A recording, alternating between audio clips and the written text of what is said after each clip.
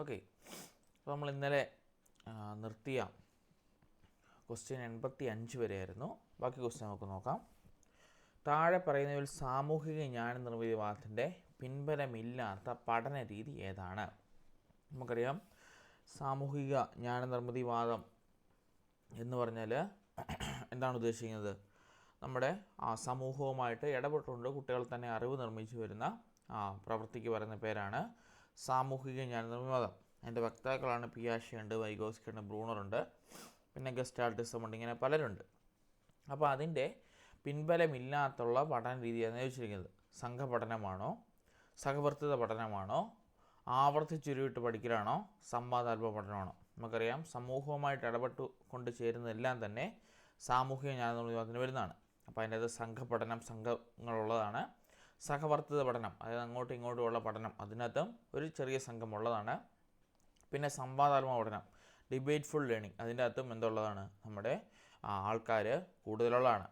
ഈ മൂന്നെണ്ണത്തിലും ഉണ്ടോ, സംഘപഠനത്തിനും സഹവർത്തിത പഠനത്തിനും സംവാദാത്മക പഠനത്തിലും ഒരു സാമൂഹിക ജ്ഞാന നിർമ്മിതിവാദത്തിൻ്റെ പിൻബലത്തോടു കൂടി ഉള്ള പഠനരീതിയാണ്. പക്ഷേ ആവർത്തിച്ചുരുവിട്ട് പഠിക്കൽ, അതായത് നമ്മുടെ റെപ്പീറ്റേഷനായിട്ട് നമ്മൾ പഠിക്കൽ ഒരിക്കലും എന്തല്ല നമ്മുടെ സാമൂഹിക ജ്ഞാന നിർമ്മിതിവാദത്തിൻ്റെ ഒരു പ്രക്രിയയല്ല. അതിപ്പോഴും എന്തിൻ്റെയാണ്? ആവർത്തിച്ചുരുവിട്ട് പഠിക്കൽ. നമ്മുടെ വ്യവഹാരവാദികൾ മുമ്പോട്ട് വെച്ച കാഴ്ചപ്പാടിലാണ് ഈ ആവർത്തിച്ച് ഉരുവിട്ട് പഠിക്കൽ എന്ന് പറഞ്ഞാൽ കോൺസെപ്റ്റ് വരുന്നത്. അപ്പോൾ അതൊരിക്കലും എന്തല്ല നമ്മുടെ സാമൂഹിക ജ്ഞാന നിർമ്മിതിവാദത്തിൻ്റെ പിൻബലമില്ലാതുള്ള പഠനരീതിയല്ല.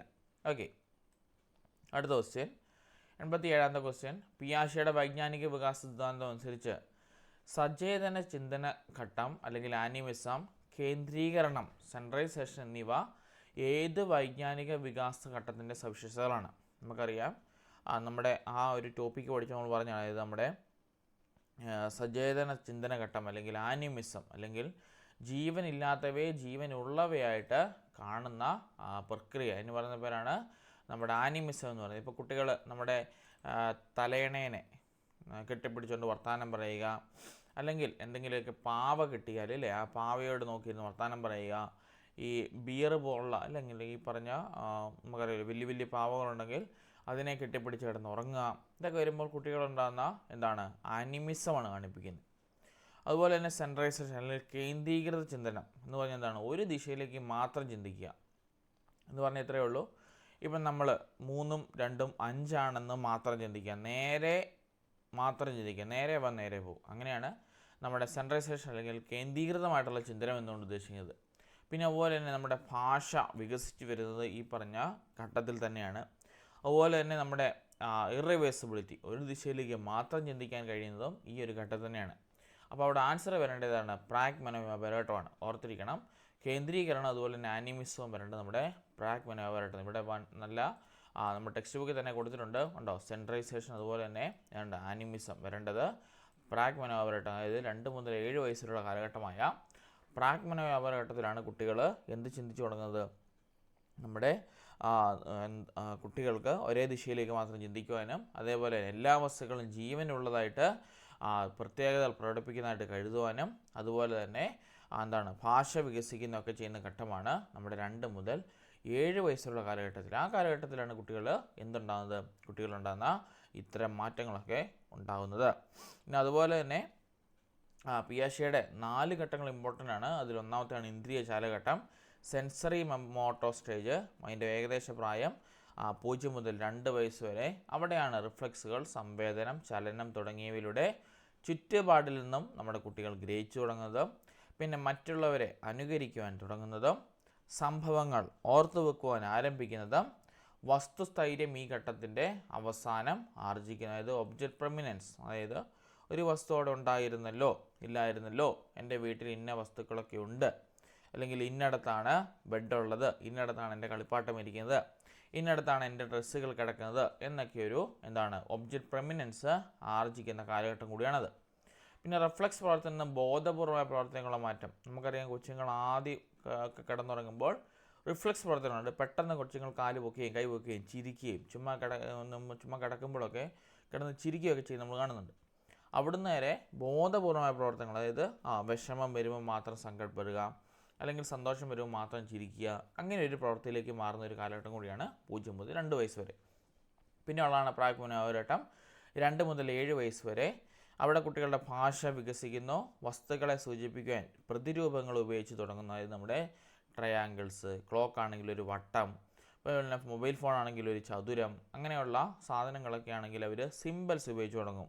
പിന്നെ വീടൊക്കെ ആണെങ്കിൽ അവർ വീടൊക്കെ അതൊരു റെക്റ്റാങ്കിൾ വരയ്ക്കും, അതിന് മുകളിലൊരു ട്രയാങ്കിൾ വരയ്ക്കും, അതിൻ്റെ നടുക്കായിട്ടൊരു റെക്റ്റാങ്കുലർ ഷേപ്പ് വരയ്ക്കുമ്പോൾ അതൊരു വീടായി. അപ്പം അങ്ങനെയുള്ള വസ്തുക്കളെയൊക്കെ സൂചിപ്പിച്ചുകൊണ്ട് അവർ പ്രതിരൂപങ്ങളൊക്കെ ഉപയോഗിച്ചുകൊണ്ട് അവർ ഭാഷ വികസിപ്പിക്കുന്നു. ഇനി സ്വന്തം വീക്ഷണകോണിലൂടെ മാത്രം കാര്യങ്ങൾ നോക്കിക്കാണുന്നു. ഈഗോസെൻട്രിക് തോട്ട്, ഞാൻ എൻ്റേത് മാത്രം, അപരനൊന്നുമില്ല എന്നൊരു കാഴ്ചപ്പാട് വരുന്ന ഒരു കാലഘട്ടമാണ് ഈഗോസെൻട്രിക് തോട്ട് എന്ന് പറയുന്നത്. സ്വാർത്ഥത, ഒരു ചെറിയ തരത്തിലുള്ള സ്വാർത്ഥതാ മനോഭാവം. കാരണം കൊച്ചു കുട്ടികളാണ്, അവർക്കത് ബോധപൂർവ്വം അവർ ചെയ്യുന്നതല്ല. അവർക്കെപ്പോഴും അവരുടെ മനസ്സിൽ ആ ഒരു പ്രായത്തിൻ്റേതായിട്ടുള്ള ഒരു കുഴപ്പമാണ് ഈ പറഞ്ഞ സ്വന്തം വീക്ഷണകോൺ, ഞാനാണ് ചെയ്തത് ശരി. അപ്പോൾ നമ്മൾ പറയത്തില്ലേ, വീട്ടിൽ 2 പേരുണ്ടെങ്കിൽ മൂത്തയാളുടെ മേൽ എപ്പോഴും പഴിചാരുക, അങ്ങനെ ചെയ്യുന്നതൊക്കെ എന്താണ്, സ്വന്തം വീക്ഷണകോണുകളിൽ മാത്രം കാര്യങ്ങളെ നോക്കി കാണുന്നതുകൊണ്ടാണ്. പിന്നെയാണ് കേന്ദ്രീകൃത ചിന്തനം. നമ്മൾ പറഞ്ഞ പോലെ തന്നെ സെൻട്രലൈസേഷൻ, നമ്മുടെ ഒരു കാര്യത്തിലേക്ക് മാത്രം ശ്രദ്ധ കേന്ദ്രീകരിക്കുക. ഇപ്പം ചില കാര്യങ്ങൾ കളിക്കാൻ കളിക്കുന്നതിൽ മാത്രം ശ്രദ്ധ കേന്ദ്രീകരിക്കുക. അവിടെ വരുന്ന അപകടങ്ങളെ പറ്റിയോ അല്ലെങ്കിൽ അതിൽ മറഞ്ഞിരിക്കുന്ന പ്രശ്നങ്ങളെ പറ്റിയോ ഒന്നും കുട്ടികൾ ചിന്തിക്കുന്നില്ല. പിന്നെയുള്ള ഒരു ദിശയിലേക്ക് മാത്രം ചിന്തിക്കാൻ കഴിയുന്നു. ഇറിവേഴ്സിബിലിറ്റി എന്ന് പറഞ്ഞാൽ നമുക്ക് നേരെ പോകുന്ന രീതിയിൽ മാത്രം ചിന്തിക്കുന്നു. ഇപ്പോൾ 3 2 5 എന്നറിയാം, തിരിച്ച് 5 - 3 = 2 എന്നുള്ള കാഴ്ചപ്പാടിലേക്ക് കുട്ടികൾ പോകുന്നില്ല. പിന്നെ ഉള്ളതാണ് എല്ലാ വസ്തുക്കളെയും ജീവനുള്ളവരുടെ പ്രത്യേകതകൾ പ്രകടിപ്പിക്കുന്നതായി കഴിയുന്നു. ആനിമിസം, അതായത് നമ്മുടെ തലേണയെ നോക്കി വർത്തമാനം പറയുക, അതിനെ കെട്ടിപ്പിടിച്ചിരിക്കുക, ബിയറിന് ജീവനുള്ളതായിട്ട് കഴിയുക, അതിനോട് വർത്തമാനം പറയുക എന്നിങ്ങനെയുള്ള കാര്യങ്ങളൊക്കെ എന്താണ്, നമ്മുടെ 2 മുതൽ 7 വയസ്സ് കാലഘട്ടത്തിലാണ്. പിന്നെയാണ് മൂർത്തനോപരിവട്ടം 7 മുതൽ 11 വയസ്സ് വരെ കൊച്ചുങ്ങൾ കുറച്ചും കൂടി ബോധപൂർവന്മാരായിട്ട് പ്രവർത്തിക്കുന്ന കാലഘട്ടമാണ്. കണ്ടോ, തൻ്റെ മുന്നിൽ അനുഭവീയമായ പ്രവർത്തനങ്ങളെക്കുറിച്ച് യുക്തിപൂർവ്വം ചിന്തിക്കുവാൻ കഴിയുന്നു. അതായത് കുട്ടികൾ ചിന്തിക്കും. അതുപോലെ തന്നെ കൺസർവേഷൻ ആരംഭിക്കുന്നു. അതായത് ലോ ഓഫ് കൺസർവേഷൻ എന്താണ്, നമ്മുടെ ലോ ഓഫ് മാസ് ഉണ്ട്, ലോ ഓഫ് വെയിറ്റ് ഉണ്ട്, ലോ ഓഫ് വോളിയം ഉണ്ട്. അതായത് പാത്രം മാറ്റിയാലും അതിലുള്ള അളവ് മാറുന്നില്ല എന്നൊരു കാഴ്ചപ്പാടിലേക്ക് കുട്ടികൾ വരുന്നു. ഇപ്പം 1 കിലോ പഞ്ഞിക്കാണോ 1 കിലോ കല്ലിലാണോ വെയിറ്റ് എന്ന് ചോദിച്ചാൽ കുട്ടികൾ പറയും ഈക്വലാന്ന് പറയും. കാരണം രണ്ടും ഓരോ കിലോ വെച്ചാണ്. ഇപ്പോൾ 1 ലിറ്റർ വെള്ളം 5 ലിറ്റർ നമുക്കിപ്പം 1 ലിറ്റർ കുപ്പിയിൽ 1 ലിറ്റർ വെള്ളമുണ്ട്. അത് നമ്മൾ 5 ലിറ്റർ ആയിട്ടുള്ള ക്യാനിലേക്ക് മാറ്റിയാലും അതിൻ്റെ അളവിൽ മാറ്റമില്ല, പകരം അതിൻ്റെ വ്യാപ്തത്തിൽ മാത്രമേ മാറ്റം വരുന്നുള്ളൂ അല്ലേ. 5 ലിറ്ററിൻ്റെ ക്യാനാകുമ്പം അത് വലുതായി. ആ ഒരു കോൺസർവേഷനിലേക്ക് കുട്ടികൾ ആർജിക്കുന്നു. പിന്നെ പല സവിശേഷതകൾ പരിഗണിച്ചുകൊണ്ട് നിഗമനത്തിലെത്തുന്നു. അതായത് ഒരു രീതിയിലൂടെ മാത്രമല്ല, കണ്ട് ഇവിടെ സെൻട്രലൈസേഷനായിട്ടും ഇറിവേഴ്സിബിളായിട്ട് ചിന്തിച്ചുകൊണ്ടിരുന്ന കൊച്ച് എന്താണ്, പല സവിശേഷതകൾ പരിഗണിച്ചുകൊണ്ട് മാത്രമാണ് ഒരു കൺക്ലൂഷനിലെത്തുന്നത്. പിന്നെ പ്രത്യാവരണത്തിനുള്ള കഴിവ് ആർജിക്കുന്നു. അതുപോലെ തന്നെ ഭൂതം, വർത്തമാനം, ഭാവി എന്നിവ മനസ്സിലാക്കുന്നു. അപ്പോൾ ഇങ്ങനെയുള്ള കാലഘട്ടമാണ് അവിടെ മൂർത്ത മനോപരിവട്ടം. അതിലും കുറച്ചുകൂടി അഡ്വാൻസ് കാലഘട്ടമാണ് ഔപചാരിക മനോപരിവട്ടം. അതായത് 11 വയസ്സ് മുതൽ കൗമാരവും അതിനുശേഷവും പിന്നീടുള്ള കാലഘട്ടമാണ്. പരികല്പന രൂപീകരിക്കാനും അവ പരിശോധിക്കാനും കഴിയുന്നു. അതായത് ഹൈപ്പോത്തിസിസ്, ഇതിൻ്റെ കാരണം ഇതുകൊണ്ടൊക്കെ ആവാം, അല്ലെങ്കിൽ ഇങ്ങനെ സംഭവിക്കാൻ കാരണം ഇതൊക്കെയാണ് എന്നൊക്കെ കുട്ടികൾ തന്നെ ഹൈപ്പോത്തിസിസ് രൂപീകരിക്കുന്നു. ഇനി അമൂർത്തമായ പ്രശ്നങ്ങളെ യുക്തിപൂർവ്വം പരിഹരിക്കുന്നുണ്ടോ. അതായത് അറിയാൻ മേലാത്ത കാര്യങ്ങളെ എങ്ങനെ പരിഹരിക്കുന്നു, യുക്തിപൂർവ്വം പരിഹരിച്ചതിനൊരു കൺക്ലൂഷനിലെത്തുന്നു. പല വീക്ഷണകോണുകളുടെ പ്രശ്നങ്ങളെ നോക്കിക്കാണുന്നു അല്ലേ. എന്താണ് ഇതിൻ്റെ പ്രശ്നം, ഇങ്ങനെ ചെയ്താലുള്ള പ്രശ്നം എന്താണ്, അങ്ങനെ ചെയ്താലുള്ള പോസിറ്റീവ്സ് എന്താണ്, നെഗറ്റീവ്സ് എന്താണ് അല്ലേ, ഗുണങ്ങൾ എന്താണ്, ദോഷങ്ങൾ എന്താണ് എന്നൊക്കെ കുട്ടികൾ നോക്കിക്കാണുന്നു. പിന്നെ സാമൂഹിക പ്രശ്നങ്ങൾ, നീതിബോധം, സ്വത്വബോധം എന്നിവയെക്കുറിച്ചുള്ള കാഴ്ചപ്പാടുകൾ രൂപീകരിക്കുന്നു.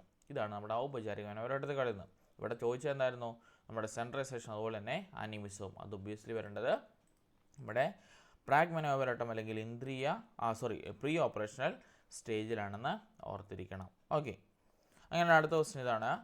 ഉദ്ഗ്രേ സമീപനത്തിൻ്റെ മനഃശാസ്ത്ര അടിത്തറയായി പരിഗണിക്കാവുന്ന ചിന്താധാര ഏതാണ്. നമുക്കറിയാം ഉദ്ഗ്രേ സമീപനം എന്ന് വെച്ചാൽ ഇൻ്റഗ്രേറ്റഡ് അപ്രോച്ച്, ഒന്നൊന്നിനോട് ബന്ധപ്പെടുത്തി പഠിപ്പിക്കുക. അതിൻ്റെ മനഃശാസ്ത്ര അടിത്തറയായിട്ട് പരിഗണിക്കാവുന്ന ചിന്താധാര ഏത്, ഘടനാവാദമാണോ, അതോ മാനവികവാദമാണോ, അതോ വ്യവഹാരവാദമാണോ, അതോ സമഗ്രതാവാദമാണോ. നമുക്കറിയാം ഉദ്ഗ്രേ സമീപനം അല്ലെങ്കിൽ ഇൻ്റഗ്രേറ്റഡ് അപ്രോച്ച് എന്ന് വെച്ചാൽ നമ്മൾ പറയുന്നതാണ് അല്ലേ, ഒരു ക്ലാസ്സിൽ നമ്മൾ 7 ചേർത്ത് പഠിപ്പിക്കുക, സബ്ജക്റ്റുകൾ വേർതിരിക്കാതെ നമ്മൾ ഒന്നൊന്നിനോട് ചേർത്ത് പഠിപ്പിക്കുക ആണ് ഉദ്ഗ്രേ സമീപനം എന്ന് പറയുന്നത്. അത് നമ്മുടെ സമഗ്രതാവാദം അല്ലെങ്കിൽ ഗസ്റ്റാൾട്ടിസത്തിൻ്റെ അടിത്തറയുന്ന ഒന്നാണ്. കാരണം ഗസ്റ്റാൾട്ടിസം പറയുന്നത് എന്താണ്? സമഗ്രതയിൽ നിന്ന് വേണം എല്ലാ കാര്യങ്ങളും പഠിപ്പിക്കാൻ. ഇത് മൊത്തത്തിൽ നിന്ന് വേണം എല്ലാ കാര്യങ്ങളും തുടങ്ങുവാൻ. ഒരു കൊച്ചിനെ നമ്മൾ പഠിപ്പിക്കുന്നുണ്ടെങ്കിൽ അതിൻ്റെ മുഴുവൻ കാര്യങ്ങളും നമ്മൾ അരച്ചു കലക്കി കൊടുക്കണമെന്നാണ് സമഗ്രതാവാദികൾ പറയുന്നത്. അതുകൊണ്ട് തന്നെ ഉദ്ഗ്രത സമീപനത്തിലൂടെ നമ്മളൊരു കാര്യങ്ങൾ കുട്ടികൾക്ക് അവതരിപ്പിച്ചു കൊടുക്കുമ്പോൾ ആ ഒരു കോൺസെപ്റ്റില്ല, അല്ലെങ്കിൽ ആ ഒരു കാര്യത്തിലേക്ക് കുട്ടികൾ അറിയാതെ തന്നെ പഠിക്കുകയും അവർക്കത് ഭാവി വിജയത്തിലേക്ക് എത്തുവാനായിട്ട് ശ്രമിക്കുകയും ചെയ്യുന്നതാണ് ഉദ്ഗ്രത സമീപനം. അപ്പം അത് സമഗ്രതാവാദികളാണ് മുൻപോട്ട് വെച്ചത്. പിന്നെ ഘടനാവാദം എന്താണെന്ന് ചോദിച്ചാൽ ഘടനയ്ക്ക് പ്രാധാന്യം, അല്ലെങ്കിൽ സ്ട്രക്ചറിന് പ്രാധാന്യം. ഓരോന്നും ഇങ്ങനെയാണ് ചെയ്യേണ്ടത്, ഇതിങ്ങനെയാണ് പോകേണ്ടത്. നമ്മുടെ എക്സ്പെരിമെൻറ്റ്സ് ഒക്കെ വരുന്നത് സ്ട്രക്ചറൽസിലോ, അല്ലെങ്കിൽ നമുക്കറിയാമല്ലോ റിസൾട്ട് കിട്ടണമെങ്കിൽ ശരിയായിട്ടുള്ള സ്റ്റെപ്പിലൂടെ, അല്ലെങ്കിൽ ആ ഒരു സ്ട്രക്ചറിലൂടെ മാത്രം പോയെങ്കിൽ മാത്രമേ എന്ത് കിട്ടത്തുള്ളൂ?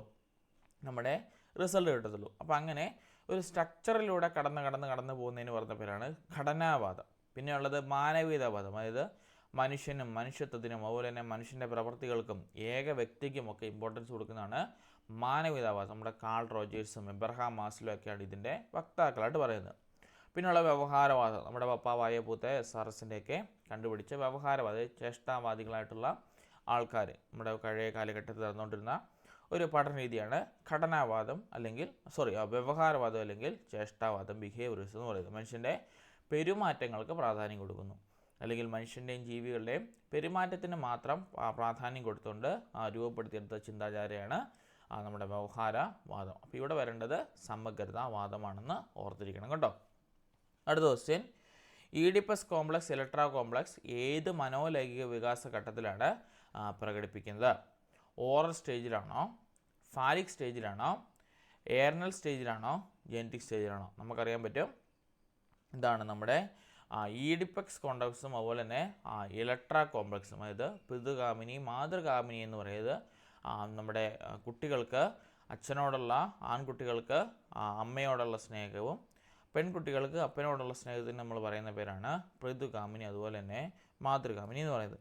അതിലൊന്നാണ് ഈഡിപ്പസ് കോംപ്ലക്സും അതുപോലെ തന്നെ ഇലക്ട്ര കോംപ്ലക്സും. അതിൻ്റെ അകത്ത് ഏത് ഘട്ടത്തിലാണ് വരുന്നതെന്നാണ് ചോദിച്ചിരിക്കുന്നത്. നമുക്കറിയാം അതിൻ്റെ ആൻസർ വരേണ്ടത് ഫാലിക് സ്റ്റേജാണ് കേട്ടോ. ഫാലിക് സ്റ്റേജിലാണ് നമ്മുടെ ഈ ഒരു ഇലക്ട്രോ കോംപ്ലക്സും അതുപോലെ തന്നെ ഈഡിപ്പസ് കോംപ്ലക്സും വരേണ്ടത്. ഇവിടെ കൊടുത്തിട്ടുണ്ട്. നമ്മുടെ സിഗ്മണ്ട് ഫ്രോയിഡാണ് ഇതിൻ്റെ വക്താക്കളായിട്ട് നമ്മൾ കണക്കാക്കിയിരിക്കുന്നത് അല്ലേ. സിഗ്മണ്ട് ഫ്രോയിഡാണ് ഇതിൻ്റെ വക്താക്കളുടെ മനോലൈംഗിക വികാസഘട്ടം. ഇതിൻ്റെ അകത്താണ് അദ്ദേഹം പറഞ്ഞ 5 ഘട്ടങ്ങളിലൂടെയാണ് നമ്മുടെ കൊച്ചുങ്ങളിലുണ്ടാകുന്ന മനോലൈംഗിക വികാസഘട്ടങ്ങൾ രൂപപ്പെടുന്നതാണ് പറഞ്ഞത്. അതിലൊന്നാമത്തെയാണ് വന്ദനഘട്ടം, പിന്നെയുള്ളതാണ് ദ്രുതഘട്ടം, പിന്നെയുള്ളത് ലിംഗഘട്ടം, പിന്നെയുള്ളത് നിർലീനഘട്ടം, പിന്നെയുള്ളത് ജനനേന്ദ്രിയ ഘട്ടം. ഈ 5 ഘട്ടങ്ങളിലൂടെയാണ് കുട്ടികളുണ്ടാകുന്ന മനോലൈംഗിക വികാസഘട്ടങ്ങൾ നടക്കുന്നതാണ് നമ്മുടെ സിഗ്മണ്ട് ഫ്രോയിഡ് മുൻപോട്ട് വെച്ചത്. ഒന്നാമത്തെയാണ് വന്ദനഘട്ടം. അവിടെ എന്താണ്? കുട്ടിക്ക് വേണ്ട ജനനം മുതൽ 1.5 വയസ്സ് വരെയുള്ള കാലഘട്ടത്തിൽ ഏറ്റവും കൂടുതൽ അനുഭൂതി നൽകുന്നത് വായും അതിനോടുള്ള പ്രവർത്തനങ്ങളുമാണ്. അതുകൊണ്ടാണ് കുട്ടികൾ എന്ത് കിട്ടിയാലും വായിലേക്ക് വെക്കുന്നത്. കൊച്ചു പ്രായത്തിൽ, അതായത് ഒരു 1.5-2 വയസ്സുള്ള കാലഘട്ടത്തിൽ കുട്ടികൾ എന്ത് കണ്ടാലും എടുത്ത് വായിലേക്ക് വെക്കുന്നതിന് കാര്യം ഇതാണ്. കുട്ടികൾക്ക് ഒരു ജനനം മുതൽ 1.5-2 വയസ്സ് വരെ ഏറ്റവും കൂടുതൽ അനുഭൂതികൾ അനുഭവിക്കുന്നത് വായും അതിനോടുള്ള പ്രവർത്തനങ്ങളുമാണ്. അതുപോലെ തന്നെ കുടിക്കുക, നുകരുതുക, കടിക്കുക തുടങ്ങിയ വായു ഉപയോഗിച്ചുകൊണ്ടുള്ള പ്രവർത്തനങ്ങൾ ശിശു ആനന്ദം കണ്ടെത്തുന്നതിനും ഈ സമയത്ത് കിട്ടുന്നതെല്ലാം നുകരുന്നതും അതുകൊണ്ടാണെന്ന് ഫ്രോയിഡ് വിശദീകരിക്കുന്നു. നമുക്കറിയാലോ, നമ്മുടെ കുഞ്ഞുങ്ങളെല്ലാം ചെയ്യുന്ന ഒരു പരിപാടി അല്ലേ. എന്ത് കിട്ടിയാലും വായ കൊണ്ട് കടിക്കുക, പിന്നെ നുകരുക, അതുപോലെ തന്നെ കുടിക്കുക. ഇതുള്ള പ്രവർത്തനങ്ങളാണ് നമ്മുടെ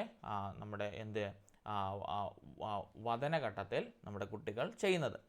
പിന്നെയുള്ളതാണ് നമ്മുടെ ഇവിടെ പറയുന്നുണ്ട് കുട്ടികൾക്ക് സ്തംഭനം സംഭവിക്കുക. അതായത് നമ്മൾക്ക് ഓരോ പ്രായത്തിലും, അതായത് ഈ ഒരു ഘട്ടത്തിൽ കുട്ടികൾക്ക് ഈ ഒരു ആനന്ദം നമ്മൾ കൊടുത്തില്ലെങ്കിൽ, അല്ലെങ്കിൽ ഈ ഒരു അവസരങ്ങൾ നമ്മൾ കൊടുത്തില്ലെങ്കിൽ നമ്മൾ എന്ത് ചെയ്യണം? കുട്ടിക്ക് സ്തംഭനം സംഭവിക്കുക, അല്ലെങ്കിൽ ഫിക്സേഷൻ സംഭവിക്കുക എന്നാണ് പറയുന്നത്. ഇതാണ് നമ്മുടെ വദനഘട്ടത്തിലുള്ള, അല്ലെങ്കിൽ ഓറൽ സ്റ്റേജിലുള്ളത്.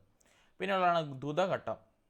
അതായത് നമ്മുടെ കുട്ടികളെ മലമൂത്ര വിസർജനവുമായിട്ട് ബന്ധപ്പെട്ടുള്ള ഒരു ഘട്ടമാണ് ദ്രുതഘട്ടം. അതായത് അവിടെ വരുമ്പോൾ ടോയ്ലറ്റ് ട്രെയിനിങ്ങും ഇവിടെ നമ്മൾക്കറിയാലോ, ആദ്യത്തെ കൊച്ചുങ്ങളൊക്കെ നമുക്ക് എന്താ ഈ നമ്മൾ ബാത്റൂമിൽ പോകാതെ അവർ കാണുന്നിടത്തെല്ലാം മൂത്രം ഒഴിക്കുകയൊക്കെ ചെയ്യും.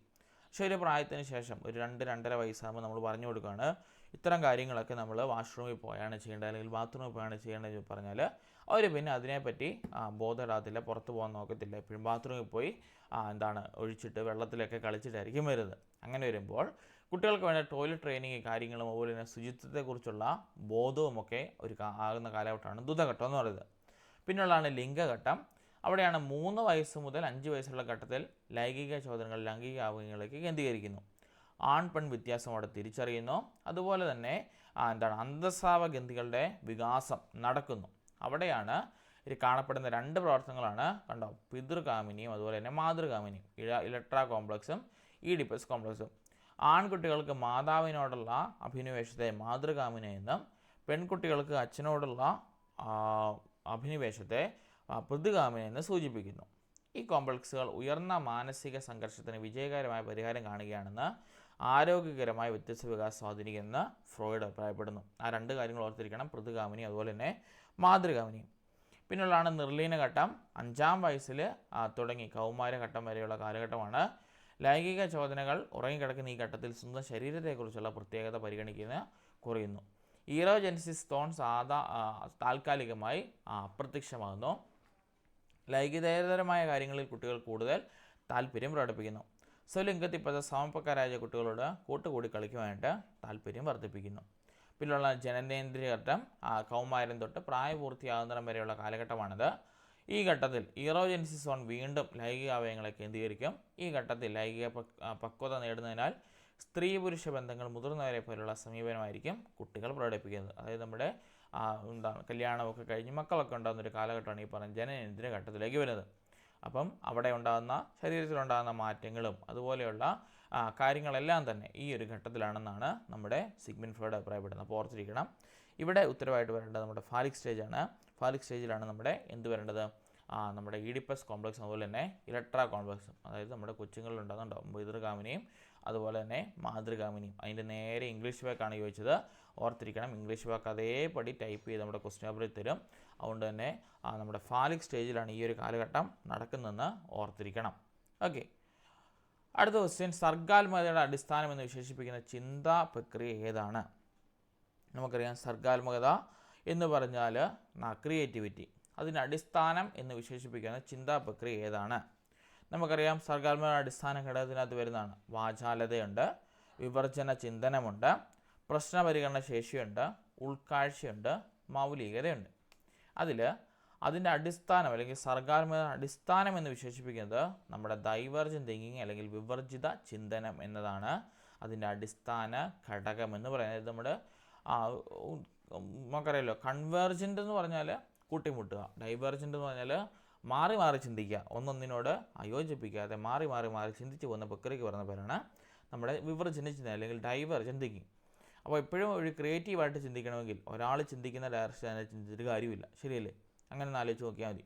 എപ്പോഴും വ്യത്യസ്തമായിട്ടുള്ള രീതിയിൽ ചിന്തിച്ച് മാത്രമേ വ്യത്യസ്തമായിട്ടുള്ളൊരു ക്രിയേറ്റിവിറ്റി നമുക്ക് കിട്ടുകയുള്ളൂ. അപ്പോൾ അവിടെ വരേണ്ടത് വിവർജിത ചിന്തനമാണ് ആൻസറായിട്ട് വരേണ്ടത്. ബാക്കിയൊന്നും അതിൻ്റെ അടിസ്ഥാന പ്രക്രിയകളാണെന്ന് പറയാൻ സാധിക്കത്തില്ല. അപ്പോൾ ഓർത്തിരിക്കണം, സർഗാത്മകതയുടെ അടിസ്ഥാന ഘടകങ്ങൾ 5 എണ്ണമാണ്. വാചാലത, വിവർജന ചിന്തനം, പ്രശ്നപരിഹരണ ശേഷി, ഉൾക്കാഴ്ച, അതുപോലെ തന്നെ മൗലികത. ഇത്രയും കാര്യങ്ങളാണ് നമ്മുടെ സർഗാത്മകതയുടെ അടിസ്ഥാന ഘടകത്തിൻ്റെ അകത്ത് വരുന്നത് കേട്ടോ, ഓർത്തിരിക്കണം. അതിൻ്റെ അടിസ്ഥാന ഘടകത്തിനകത്ത് ഏറ്റവും ഇമ്പോർട്ടൻ്റ് ആണ് വിവർജന ചിന്തനം. അതാണ് നമ്മുടെ സർഗാത്മകമായിട്ട് അല്ലെങ്കിൽ ക്രിയേറ്റീവായിട്ട് ഒരു കൊച്ചു വളരുവാനായിട്ട് കൊച്ചിനെ സഹായിക്കുന്ന ഘടകം കൂടിയെന്ന് ഓർത്തിരിക്കണം. ഓക്കെ, അടുത്ത ക്വസ്റ്റ്യൻ, സാമൂഹിക സൂക്ഷ്മദർശിനി സോഷ്യൽ മൈക്രോസ്കോപ്പ് എന്ന് വിശേഷിപ്പിക്കുന്നത് ഏത് മനഃശാസ്ത്ര പഠന രീതിയാണ്? നമുക്കറിയാം നമ്മുടെ മനഃശാസ്ത്ര ഗവേഷണ ഉപാധിക്കകത്ത് നമ്മുടെ പഠിക്കുന്നതാണ് ക്യുമുലേറ്റീവ് റെക്കോർഡും ഇൻവെൻട്രിയും കേസ് സ്റ്റഡിയും അതുപോലെ തന്നെ സർവേ രീതിയും. അതിനകത്ത് സാമൂഹിക സൂക്ഷ്മദർശിനി അല്ലെങ്കിൽ സോഷ്യൽ മൈക്രോസ്കോപ്പ്, ഒരു കൊച്ചിനെ നമ്മൾ മൈക്രോസ്കോപ്പിലൂടെ കാണുന്നത് പോലെ കൊച്ചിനെ നോക്കിക്കാണുക, ആ ഒരു പഠന രീതി ഏത് ആണെന്നാണ് ചോദിച്ചിരിക്കുന്നത്. നമുക്കറിയാം അത് കേസ് സ്റ്റഡിയാണ് അല്ലെങ്കിൽ ഏക വ്യക്തി പഠനം എന്നാണ് അതിൻ്റെ മറ്റൊരു പേര്. അപ്പോൾ ഓർത്തിരിക്കണം, നമ്മുടെ ഒരു വ്യക്തിയുടെ പ്രശ്നങ്ങളെ സംബന്ധിച്ച് ലഭ്യമായ സോഴ്സിൽ നിന്നും വിവരങ്ങൾ ശേഖരിച്ച് സമഗ്രമായി പഠിക്കുന്ന രീതിക്ക് പറയുന്ന പേരാണ് കേസ് സ്റ്റഡി. അപ്പം ഈ സമഗ്രമായി എന്ന് പറഞ്ഞൊരു വാക്ക് കിടക്കുന്നതുകൊണ്ട് തന്നെ അവിടെ കൊച്ചിനെ മുഴുവനായിട്ട് അല്ലെങ്കിൽ സൂക്ഷ്മമായിട്ട് നമ്മൾ പരിശോധിക്കുന്നുണ്ട്. കൊച്ചിൻ്റെ പ്രശ്നം എന്താണ്, അവൻ നേരിടുന്ന പ്രശ്നങ്ങൾ ഇതൊക്കെയാണ്, ഇവനെ ഇന്ന പ്രശ്നത്തിലൂടെയാണ് കടന്നു പോകുന്നത്, ഇന്ന പരിഹാര ബോധനങ്ങളിലൂടെ ഇവനിൽ നിന്നും ഈ ഒരു പ്രശ്നത്തിൽ രക്ഷ നേടാനാവും എന്നൊക്കെ നമ്മൾ പറഞ്ഞു കൊടുക്കുന്ന ഒരു രീതിയാണ് കേസ് സ്റ്റഡി എന്ന് പറയുന്നത്. അപ്പോൾ ഓർത്തിരിക്കണം, സാമൂഹിക സൂക്ഷ്മദർശിനി എന്ന് പറയുന്നത് നമ്മുടെ കേസ് സ്റ്റഡീനെയാണ് ഉദ്ദേശിക്കുന്നത്, അല്ലെങ്കിൽ ഏക വ്യക്തി പഠനം കേട്ടോ. ഏക വ്യക്തി പഠനം എന്ന് മറ്റൊരു പേരുമുണ്ട്, രണ്ട് പേര് ഓർത്തിരിക്കണം. പിന്നുള്ളതാണ് ക്യുമുലേറ്റീവ് റെക്കോർഡ്. നമ്മൾ ഇന്നലത്തെ ക്ലാസ്സിൽ പറഞ്ഞതാണ്, എന്താണ്, കുട്ടികളിലുണ്ടാകുന്ന അവിചാരിതമായിട്ടുള്ള പ്രകടനങ്ങൾ നമ്മൾ എഴുതി വെക്കുന്നതാണ് ക്യുമുലേറ്റീവ് റെക്കോർഡ്. പിന്നുള്ളത് ഇൻവെൻട്രി എന്ന് പറഞ്ഞാൽ നമ്മുടെ ഇൻ്റർവ്യൂ തന്നെ ഉദ്ദേശിക്കുന്നത്. ഇൻവെൻട്രി ഒരു പ്രശ്നത്തെ സംബന്ധിച്ച് രണ്ടോ അതിലധികമോ വ്യക്തികൾ നടത്തുന്ന മുഖാമുഖ സംഭാഷണം എന്ന് പറയുന്ന പേരാണ് ഇൻവെൻട്രി. പിന്നെയുള്ളത് സർവേ രീതി, അതായത് ഒരു കൂട്ടം ആൾക്കാരുടെ പ്രശ്നങ്ങൾ ഒരുമിച്ച് പഠിക്കാനൊക്കെ, അല്ലെങ്കിൽ ഒരേപോലെ നമ്മൾ ഒരു അറ്റ് എ സെയിം ടൈം നമ്മൾ പഠിക്കുന്ന ഒരു രീതിയാണ് സർവേ രീതി എന്ന് പറയുന്നത്. അവിടെ ഒരു കൂട്ടം ആൾക്കാരുടെ വിവരങ്ങൾ നമുക്ക് ഒരേ സമയത്ത് നമുക്ക് ശേഖരിച്ചെടുക്കുവാനായിട്ട് സാധിക്കും. ഇനിയും ഇതിനോട് തന്നെ കൂട്ടി പറയേണ്ട മറ്റൊന്നാണ് റേറ്റിംഗ് സ്കെയില്. എന്താണ് ഉദ്ദേശിക്കുന്നത്, എത്ര അളവിലും തീവ്രതയിലും ഉണ്ടെന്ന്, അല്ലെങ്കിൽ നിരീക്ഷിക്കപ്പെടുന്ന വ്യവഹാരങ്ങൾ എത്ര അളവിലും തീവ്രതയിലും ഉണ്ടെന്ന് നമുക്ക് കിട്ടുന്നതാണ് നമ്മുടെ എന്താന്ന് പറയുന്നത്, നമ്മുടെ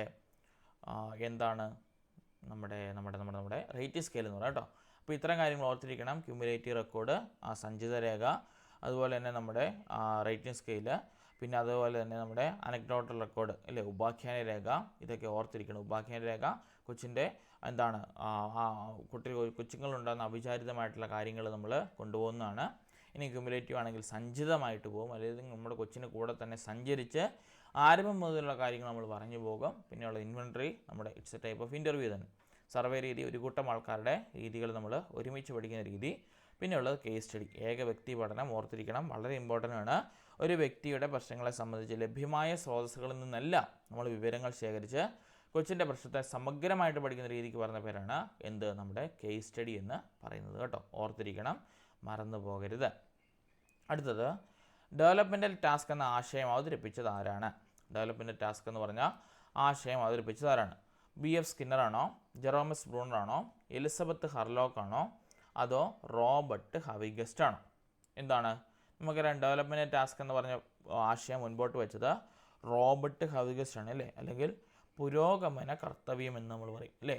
ആ ഒരു ആശയം മുമ്പോട്ട് വെച്ചത് റോബർട്ട് ഹവിഗസ്റ്റ് ആണ്. ഇതിന് മറ്റൊരു പേരാണ്, ഡെവലപ്മെൻറ്റ് ടാസ്കിൻ്റെ മറ്റൊരു പേരാണ് പുരോഗമന കർത്തവ്യം. പുരോഗമന കർത്തവ്യം എന്നാണ് ഇതിൻ്റെ മറ്റൊരു പേര്. ആ ഒരു ആശയം മുമ്പോട്ട് വെച്ചത് ആരാണ്?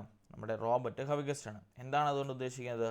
നമ്മുടെ ഓരോ വ്യക്തിയും അതിൻ്റെ വളർച്ചയുടെ വിവിധ ഘട്ടങ്ങളിൽ പ്രായത്തിനാവശ്യമായിട്ടുള്ള ചില നൈപുണികളും വ്യവഹാരക്രമങ്ങളും നേടണമെന്ന് നമ്മുടെ സമൂഹം വെച്ച് പുലർത്തുന്നുണ്ട്. അതിന് മാറ്റം വന്നാൽ നമ്മൾ പറയുന്നതിന് പറയുന്ന പേരാണ് ഈ പറയുന്ന വ്യക്തിത്വത്തിന്, അല്ലെങ്കിൽ നമ്മുടെ കുട്ടിക്ക് എന്തോ പ്രശ്നമുണ്ട്.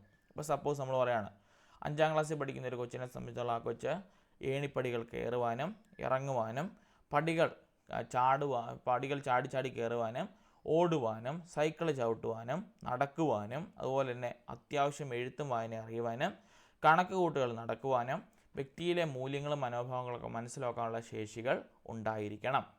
അങ്ങനെ ഉണ്ടാവാത്ത ഒരു കൊച്ചിനെ കണ്ടാൽ നമ്മൾ പറയും something happen to this child ഇല്ലേ, എന്തോ കുഴപ്പമുണ്ട് ഈ കൊച്ചിന്. അപ്പോൾ അങ്ങനെ സമൂഹം വെച്ച് പുലർത്തുന്ന ചില കാര്യങ്ങളുണ്ട്. ഇപ്പോൾ 2 വയസ്സുവരെ കൊച്ചാണെങ്കിൽ നിലത്തൂടി എഴയണം, പിടിച്ച് നേരെ നിൽക്കാനൊക്കെ നോക്കണം ഇല്ലേ, അത്യാവശ്യം നടക്കുന്ന കാലഘട്ടത്തിലേക്ക് കിടക്കണം. പിന്നെ അമ്മ അല്ലെങ്കിൽ അച്ഛ എന്നിങ്ങനെയുള്ള സിമ്പിളായിട്ടുള്ള വാക്കുകൾ കുട്ടികൾ ഉപയോഗിച്ച് തുടങ്ങണം. ഇങ്ങനെയൊക്കെയാണ് നമ്മുടെ സമൂഹം വെച്ച് പുലർത്തുന്നത്. അപ്പോൾ അത് ഓരോ ഡെവലപ്മെൻറ്റിനെ അല്ലെങ്കിൽ ഓരോ വികസന പ്രക്രിയനെ ആശ്രയിച്ചാണ് പോകുന്നത്, ഓരോ പ്രായത്തിലുമുള്ള. അപ്പോൾ ആ ഒരു ആശയത്തിലൂടെയാണ് നമ്മുടെ റോബർട്ട് ഹവിഗസ്റ്റ് കടന്നത്. അല്ലെങ്കിൽ ഇതിനെ വിളിക്കുന്ന മറ്റൊരു പേരാണ് നമ്മുടെ ലേണിംഗ് ടാസ്ക് കേട്ടോ. 3 പേരുകളുണ്ട് ഇതിന്. പുരോഗമന കർത്തവ്യം എന്ന് പറയും, അല്ലെങ്കിൽ ലേണിംഗ് ടാസ്ക് എന്ന് പറയും, അല്ലെങ്കിൽ ഡെവലപ്മെൻറ്റൽ ടാസ്ക് എന്ന് പറയും. ഈ 3 കാര്യങ്ങളും കൊണ്ടുവന്ന് നമ്മുടെ റോബർട്ട് ഹവിഗസ്റ്റ് തന്നെയാണ് കേട്ടോ. ഇനിയും ഇതിന് 3 തലങ്ങളാണ് അദ്ദേഹം പറഞ്ഞിരിക്കുന്നത്. ഒന്നാമത്തേത് ശാരീരികമായിട്ടുള്ള തലം, നമ്മൾ മുമ്പേ പറഞ്ഞ പോലെ തന്നെ ഇരിക്കുക, ചാടുക, ഓടുക, നടക്കുക, ഇതെല്ലാം നമ്മുടെ ശാരീരികമായിട്ടുള്ള തലത്തിൽ വരുന്നതാണ്. രണ്ടാമത്താണ് നമ്മുടെ സാംസ്കാരികമായ സമ്മർദ്ദം കൊണ്ടുണ്ടാകുന്നത്. അത് നമ്മുടെ എഴുത്ത്, വായന, ശരിയല്ലേ? 1ാം ക്ലാസ്സിൽ കൊണ്ട് ചേർത്ത് കഴിഞ്ഞാൽ പിന്നെ എഴുതാൻ പഠിക്കണം, വായിക്കാൻ പഠിക്കണം, കണക്ക് കൂട്ടൽ നടത്താൻ പഠിക്കണം. ഇതൊക്കെ എന്താണ്? സാമൂഹികമായിട്ടുള്ള സമ്മർദ്ദം കൊണ്ടുണ്ടാകുന്നതാണ്. പിന്നെ ഉള്ളതാണ് നമ്മുടെ വ്യക്തിയിലെ തന്നെ മൂല്യങ്ങളും മനോഭാവങ്ങളും, അല്ലെങ്കിൽ ആസ്പിറേഷൻസ് എന്ന് പറയും. എന്ന് പറഞ്ഞാൽ നമ്മൾ കുട്ടികൾക്ക് സ്വയമേ തോന്നണം, ഞാനും ഒരു മനുഷ്യനാണ്, എന്നെപ്പോലെ തന്നെ മറ്റു വ്യക്തികളെയും കാണണം, അവരും എന്താണ് പരിഗണന അർഹിക്കുന്നവരാണ്, എനിക്ക് മാത്രമല്ല ജീവിക്കാനുള്ള അവകാശമുള്ളത്, എന്നെപ്പോലെ തന്നെ അവരും എന്താണ് ഈ പറഞ്ഞ ഇതെല്ലാം ഉള്ളവരാണ് എന്നൊരു ചിന്ത വരുവാണെങ്കിൽ അവിടെ പറയുന്ന പേരാണ് നമ്മുടെ വ്യക്തിയിലെ തന്നെ മൂല്യങ്ങളും മനോഭാവങ്ങളും താല്പര്യം എന്ന് പറയുന്നത്. ഈ 3 ജാലങ്ങളും കൂടി ചേർന്നുകൊണ്ടാണ് നമ്മുടെ സ്വത്വം അല്ലെങ്കിൽ ഒരാളിൽ സെൽഫ് എന്നത് രൂപം കൊള്ളുന്നതെന്നാണ് നമ്മുടെ റോബർട്ട് ഹബിഗസ്റ്റ് പറഞ്ഞു വെച്ചത്. സോ ഓർത്തിരിക്കണം, ഡെവലപ്മെൻറ്റ് ടാസ്ക് അല്ലെങ്കിൽ ലേണിംഗ് ടാസ്ക്, അതേപോലെ തന്നെ പുരോഗമന കർത്തവ്യം എന്നീ ആശയങ്ങളെല്ലാം തന്നെ നമ്മുടെ റോബർട്ട് ഹബിഗസ്റ്റിൻ്റെ സംഭാവനകളാണെന്ന് ഓർത്തിരിക്കണം കേട്ടോ. പിന്നുള്ളതാണ് BF സ്കിന്നർ. നമുക്കറിയാമല്ലോ, നമ്മുടെ റീഇൻഫോഴ്സ്മെൻറ്റ് അല്ലെങ്കിൽ പ്രബലനങ്ങൾ മുമ്പോട്ട് കൊണ്ടുവന്ന വ്യക്തിയാണ്, ഒരു വ്യവഹാരവാദിയാണ് BF സ്കിന്നർ. ധനപ്രബലനം, ഋണപ്രബലനം, സമ്മാനം, ശിക്ഷ ഇതുപോലുള്ള കാര്യങ്ങളെല്ലാം മുമ്പോട്ട് കൊണ്ടുവന്ന വ്യക്തിയാണ് BF സ്കിന്നർ. പിന്നെ ബ്രൂണർ ആണെങ്കിൽ നമുക്കറിയാം എന്താണ് ബ്രൂണർ കൊണ്ടുവന്നത്? നമ്മുടെ ജെറോമസ് ബ്രൂണറാണ് നമ്മുടെ ആശയദാന മാതൃക, കണ്ടെത്തൽ പഠനം, ചാക്രികാരണ രീതി, ഇതുപോലുള്ള ആശയങ്ങളൊക്കെ മുന്നോട്ട് കൊണ്ടുവന്ന വ്യക്തിയാണ് ജെറോമസ് ബ്രൂണർ. പിന്നെ എലിസബത്ത് ബി ഹെർലോക്കോ, ഓർത്തിരിക്കേണ്ട മറ്റൊരു ഇമ്പോർട്ടൻറ്റ് പേരാണ് എലിസബത്ത് ബി ഹെർലോക്ക്. ആരാണ്? അറിയാവോ എലിസബത്ത് ബി ഹെർലോക്ക് ആരാണ്? ശാരീരിക ചാലക വികാസം, അല്ലെങ്കിൽ ഒരു ചാർട്ടൊക്കെ ഉണ്ടാക്കി ഓർക്കുന്നുണ്ടോ? ഒരു ചാർട്ട് ഉണ്ടാക്കിയില്ലേ ശാരീരിക ചാലക വികാസത്തെ പറ്റി? ഓർമ്മയില്ലേ? ഓക്കെ. അങ്ങനെ ശാരീരിക ചാലക വികാസത്തെ പറ്റി ഒരു ചാർട്ടൊക്കെ ഉണ്ട്. അതായത് കുട്ടികളിൽ ഉണ്ടാവേണ്ട ഓരോ ചേഞ്ചസ്, ഓരോ പ്രായത്തിലും കാണേണ്ട ഓരോരോ നമ്മുടെ ചാർട്ടുകളൊക്കെ ഉണ്ടാക്കിയെടുത്ത ആളാണ് എലിസബത്ത് ബി ഹെർലോക്ക്. അതുപോലെ തന്നെ കാതറിൻ ബ്രിഡ്ജസും കേട്ടോ. കാതറിൻ ബ്രിഡ്ജസിൻ്റെ വൈകാരികമായിട്ടുള്ള ചാർട്ട് ഇമ്പോർട്ടൻ്റ് ആണ്. എലിസബത്ത് ബി ഹെർലോക്കാണ് ശാരീരിക ചാലക വികാസത്തെ പറ്റിയുള്ള കോൺസെപ്റ്റുകൾ മുൻപോട്ട് കൊണ്ടുവന്നത്. അപ്പോൾ ഇത്തരം പേരുകളൊക്കെ ഓർത്തിരിക്കണം, മറന്നു പോകരുത്. ഇനി പ്രശ്നപരിഗണന രീതിയുടെ ശരിയായിട്ടുള്ള ക്രമം ഏതാണ്? നമുക്കറിയാം, വായിച്ചാൽ തന്നെ മനസ്സിലാവും. 1 പഠന പ്രശ്നം ഏറ്റെടുക്കണം, അതിനുശേഷം പരികല്പന രൂപീകരിക്കണം, അതിനുശേഷം ദത്തങ്ങൾ ശേഖരിക്കണം, പിന്നെ നിഗമനത്തിലെത്തണം. ഇതാണ് നമ്മുടെ പ്രശ്നപരിഗണന രീതിയുടെ എന്തെന്ന് പറയുന്നത് ശരിയായിട്ടുള്ള ക്രമീകരണം എന്ന് പറയുന്നത്. ഓർത്തിരിക്കണം, പ്രശ്നപരിഗണന പ്രോബ്ലം സോൾവിങ് മെത്തേഡിൻ്റെ ശരിയായിട്ടുള്ള രീതിയാണ് പഠന പ്രശ്നം ഏറ്റെടുക്കുക, പരികല്പനകൾ രൂപീകരിക്കുക, ദത്തങ്ങൾ ശേഖരിക്കുക, നിഗമനത്തിലെത്തുക. അതിൻ്റെ ശരിയായിട്ടുള്ള രീതി എന്ന് പറഞ്ഞാൽ 1 പ്രശ്നം തിരിച്ചറിയണം, 2 പ്രശ്നം നിർവചിക്കണം, 3 പരികല്പന രൂപീകരിക്കണം, 4 പ്രശ്നപരിഹാര തന്ത്രങ്ങൾ ആസൂത്രണം ചെയ്യണം, 5 തന്ത്രങ്ങൾ നടപ്പിലാക്കണം, വിവരം ശേഖരണം നടത്തണം, 6 അപഗ്രഥനത്തിലെത്തണം, നിഗമനം എഴുതണം, 7 വിലയിരുത്തണം. ഈ ഒരു രീതിയിലൂടെയാണ് ശരിക്കും കടന്നു പോകേണ്ടത്. അതിൻ്റെ അകത്ത് 4 കൊടുത്തിട്ടുള്ളൂ. സോ 4 ഓർഡറിൽ നമ്മൾ ക്രമീകരിച്ചാൽ മതി. ഓക്കെ. ഇനിയും പ്രശ്നപരിഗണന തന്ത്രങ്ങൾ എവിടെയൊക്കെ നമുക്ക് യൂസ് ചെയ്യാം? കേസ് സ്റ്റഡിയിൽ യൂസ് ചെയ്യാം, സെമിനാറിൽ യൂസ് ചെയ്യാം, സംവാദത്തിൽ യൂസ് ചെയ്യാം, പാനൽ ചർച്ച യൂസ് ചെയ്യാം, സിമ്പോസിയത്തിൽ യൂസ് ചെയ്യാം, അതുപോലെ തന്നെ സാമൂഹിക വിധി അല്ലെങ്കിൽ നമ്മുടെ സോഷ്യോമെട്രിക് ടെക്നിക്കിൽ യൂസ് ചെയ്യാം, അഭിമുഖത്തിൽ യൂസ് ചെയ്യാം, ക്രിയാഗവേഷണം യൂസ് ചെയ്യാം എന്നിങ്ങനെ പോലുള്ള മനഃശാസ്ത്ര ഗവേഷണ ഉപാധിക്കകത്തുള്ള എല്ലാത്തിനകത്തും തന്നെ നമുക്ക് ഈ പ്രശ്നപരിഗണന രീതി നമുക്ക് അവലംബിക്കുവാനായിട്ട് സാധിക്കും. ഇനിയും അത്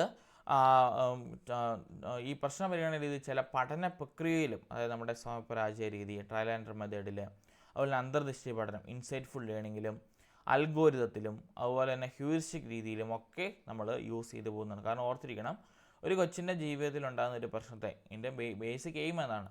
അതിനെ എങ്ങനെ നോക്കി കാണണം, അല്ലെങ്കിൽ നിത്യജീവിതത്തിൽ അവനൊരു പ്രശ്നം നേരിട്ടാൽ, അല്ലെങ്കിൽ അവനോടൊരു പ്രശ്നം നേരിട്ടാൽ ആ കൊച്ചതിനെ എങ്ങനെ നേരിടണം, ഏതൊക്കെ സ്റ്റെപ്പിലൂടെ കടന്നു പോകണം എന്നൊക്കെ കുട്ടികൾക്ക് ബോധവന്മാരാക്കുന്ന ഒരു പ്രക്രിയയാണ് ഈ പറഞ്ഞ പ്രശ്നപരിഗണന രീതി അല്ലെങ്കിൽ പ്രോബ്ലം സോൾവിങ് മെത്തേഡ് എന്ന് പറയുന്നത്.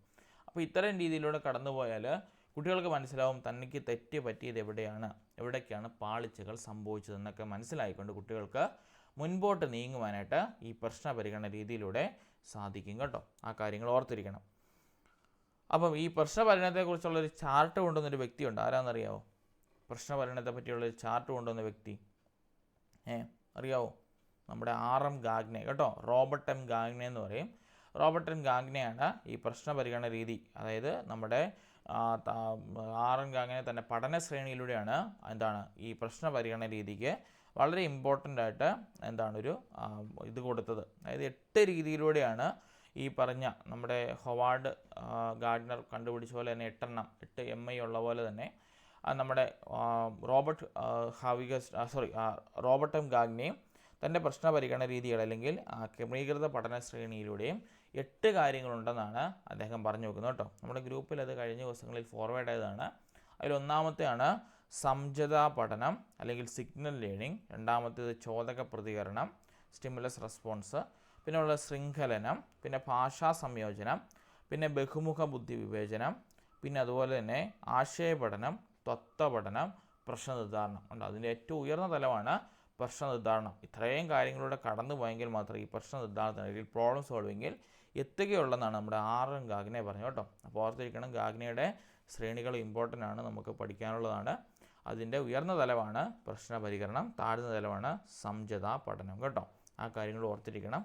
ഗ്രൂപ്പിൽ അതിൻ്റെ നോട്ട് കഴിഞ്ഞ ദിവസം വന്നതാണ്, അത് വായിക്കണം കേട്ടോ. ഓക്കെ, ഇവിടെ ഇപ്പോൾ കണ്ടുകൊണ്ട് പറഞ്ഞതേ ഉള്ളൂ കേട്ടോ. അടുത്തത് എബ്രഹാം മാസ്ലോയുടെ ആവശ്യങ്ങളുടെ ശ്രേണിയിൽ അടിസ്ഥാനത്തിൽ താഴെ പറയുന്ന ആവശ്യങ്ങളിൽ പ്രാഥമികമായിട്ടുള്ള ആവശ്യം ഏതാണ്? നിങ്ങൾക്കറിയാലോ, എബ്രഹാം മാസ്ലോയുടെ ആവശ്യങ്ങളുടെ ശ്രേണിയിൽ എന്താണ് വിവിധങ്ങളായിട്ടുള്ള ആവശ്യങ്ങൾ മനുഷ്യനുണ്ടെന്നും അവയൊക്കെ മനുഷ്യൻ സാറ്റിസ്ഫൈ ചെയ്യാൻ അല്ലെങ്കിൽ അവയൊക്കെ മനുഷ്യൻ എന്താണ് സാറ്റിസ്ഫുൾ ആക്കാനായിട്ട് നോക്കുകയും ചെയ്യുന്നതാണ് അദ്ദേഹം തന്നെ തിയറിയിലൂടെ പറഞ്ഞത്.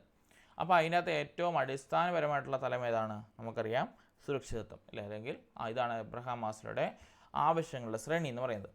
ഇവിടെ അദ്ദേഹം പറഞ്ഞതാണ് ശാരീരിക ആവശ്യങ്ങൾ സുരക്ഷിതത്വം, സ്നേഹിക്കുക, സ്നേഹിക്കപ്പെടുക, ആദരിക്കപ്പെടുക, വൈജ്ഞാനികം, സൗന്ദര്യാത്മകം, ആത്മസാക്ഷാത്കാരം. ഈ പറയുന്ന 7 സ്റ്റെപ്പിലൂടെയാണ് നമ്മുടെ വ്യക്തികൾ തൻ്റെ ഓരോ പ്രായത്തിലൂടെയും നേടേണ്ടതായിട്ടുള്ള ആവശ്യങ്ങൾ കൈവരിക്കുന്നതാണ് പറയുന്നത്. ഒന്നാമത്തെ ശാരീരിക ആവശ്യങ്ങൾ. ജനിച്ചു വീഴുന്ന കൊച്ചിന് ഒരേ ഒരു ആവശ്യമുള്ളൂ, എന്താണ്? തൻ്റെ ശരീരം പ്രൊട്ടക്റ്റ് ചെയ്യുക, താൻ കിടന്ന് കരഞ്ഞാൽ എന്നെ വന്ന് എടുക്കുക, അല്ലെങ്കിൽ താന് വിശക്കുമ്പോൾ പാല് കൊടുക്കുക, അല്ലെങ്കിൽ നമ്മൾ കുറുക്കി കൊടുക്കുക, ഇങ്ങനെയുള്ള കാര്യങ്ങളൊക്കെയാണ് ശാരീരിക ആവശ്യങ്ങൾ. അല്ലെങ്കിൽ മൂത്രം ഒഴിക്കുമ്പോൾ വന്ന് കഴിയിക്കുക, നമ്മുടെ പറഞ്ഞ ഷീറ്റുകളെല്ലാം മാറ്റുക, ഇങ്ങനെ ശാരീരികമായിട്ടുള്ള ആവശ്യങ്ങൾ നമുക്ക് ആദ്യമുള്ളത്. പിന്നെ വരുമ്പോൾ സ്കൂളിലേക്കൊക്കെ ഒരു സുരക്ഷിതത്വം അല്ലേ, അതായത് അവരുടെ സേഫ്റ്റി അവർ നോക്കും. പിന്നെ അതുപോലെ തന്നെ കുറച്ചുകൂടി കഴിയുമ്പോൾ സ്നേഹിക്കുവാനും സ്നേഹിക്കപ്പെടാനും അവർ ആഗ്രഹിക്കും. പിന്നെ കുറച്ചുകൂടി കഴിയുമ്പോൾ ആദരിക്കപ്പെടാൻ ആഗ്രഹിക്കും. പിന്നെ കുറച്ച് കഴിയുമ്പോൾ വൈജ്ഞാനികത്തിലേക്ക് വരാനായിട്ട് സാധിക്കും. പിന്നെ വരുമ്പോൾ ആത്മസാക്ഷാത്കാരം. നമ്മളെയൊക്കെ സംബന്ധിച്ച് നമ്മൾ ഈ 3 ഘട്ടത്തിൽ വരുന്നതാണ് സൗന്ദര്യാത്മകം, വൈജ്ഞാനികം, ആദരിക്കപ്പെടണം അല്ലേ. നല്ല ജോലി കിട്ടണം, നല്ലപോലെ ബുദ്ധി വികസിക്കണം, പരീക്ഷകളൊക്കെ പാസ്സാകണം, അതുവഴി നല്ലൊരു ഭാവിയിലേക്ക് നമ്മൾ സ്വപ്നം കണ്ടു പോകുന്നവരാണ്. അങ്ങനെ വരുമ്പോൾ ഈ മേളിൽ പറഞ്ഞ 3 കാര്യങ്ങളാണ് നമ്മുടെ ആവശ്യങ്ങൾക്കകത്തുള്ളത്. അത് 3 മാത്രമെന്ന് പറയാൻ പറ്റത്തില്ല. നമ്മളെ പരസ്പരം സ്നേഹിക്കുവാനും സ്നേഹിക്കപ്പെടുവാനും പിന്നെ സുരക്ഷിതത്വ ബോധം ഉണ്ടാകുവാനൊക്കെ മനുഷ്യരിൽ ചെറിയ ചെറിയ ആഗ്രഹങ്ങൾ ഉടലെടുത്ത് തുടങ്ങും. അപ്പോൾ മനുഷ്യൻ്റെ ആവശ്യങ്ങൾ ഒരിക്കലും തീരുന്നില്ല. ഇതെപ്പോഴും ചെന്ന് അവസാനിക്കുന്ന എവിടെയാണെന്ന് ഓർത്തിരിക്കണം. എപ്പോഴും അവസാനിക്കുന്നത് നമ്മുടെ ആത്മസാക്ഷാത്കാരത്തിൽ എല്ലാം തികഞ്ഞ് വളരെ സന്തുഷ്ടനായിട്ട് തന്നെ മരിക്കുവാനായിട്ടാണ് എല്ലാ വ്യക്തികളും ആഗ്രഹിക്കുന്നത്. അതുകൊണ്ട് തന്നെ ആത്മസാക്ഷാത്കാരമാണ് ഇതിൻ്റെ ഉയർന്ന തലമെന്ന് ഓർത്തിരിക്കണം കേട്ടോ. അപ്പോൾ ഈ 7 കാര്യങ്ങൾ ഓർത്തിരിക്കണം. ശാരീരിക ആവശ്യങ്ങൾ, സുരക്ഷിതത്വം, സ്നേഹിക്കുക, സ്നേഹിക്കപ്പെടുക, ആദരിക്കുക, വൈജ്ഞാനികം, സൗന്ദര്യാത്മകം, ആത്മസാക്ഷാത്കാരം. ഈ രീതിയിലൂടെയാണ് നമ്മുടെ എന്ത് കടന്നു പോകുന്നത്? എബ്രഹാം മാസ്ലോയുടെ ആവശ്യങ്ങളുടെ ശ്രേണി കടന്നു പോകുന്നത്. അപ്പം അതിൻ്റെ പ്രാഥമിക ആവശ്യമാണ് സുരക്ഷിതത്വം കേട്ടോ. ഇനിയും ഒരു കാർഡിൻ്റെ ഒരു വശത്ത് മാമ്പഴത്തിൻ്റെ ചിത്രവും മറുവശത്ത് മാംഗോ എന്നും എഴുതിയ ഒരു പഠനോപകരണം ടീച്ചർ ക്ലാസ്സിൽ കാണിക്കുന്നു.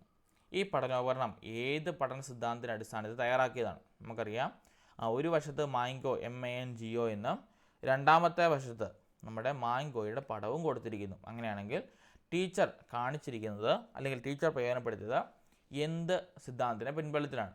ശ്രമപരാജയമാണോ, പ്രവർത്തനാനുബന്ധമാണോ, സമഗ്രതാ സിദ്ധാന്തമാണോ, അനുബന്ധനമാണോ? നമുക്കറിയാം ഇതൊരു അനുബന്ധനമാണ്. അല്ലെങ്കിൽ ഒന്നൊന്നിനോട് എന്താണ് ഒരുമിപ്പിച്ച് വെച്ച് പഠിപ്പിക്കുക അല്ലെങ്കിൽ കണക്ഷനായിട്ടുള്ള കാര്യങ്ങൾ ഒരുമിപ്പിച്ച് പഠിപ്പിക്കുന്നതാണ് അനുബന്ധന സിദ്ധാന്തം എന്ന് പറയുന്നത്. അപ്പം ഇതൊരു അനുബന്ധന സിദ്ധാന്തം. ഒരുപാട് വട്ടം ക്ലാസ്സിൽ നമ്മൾ ചോദിച്ചിട്ടുള്ളൊരു ചോദ്യം അല്ലേ.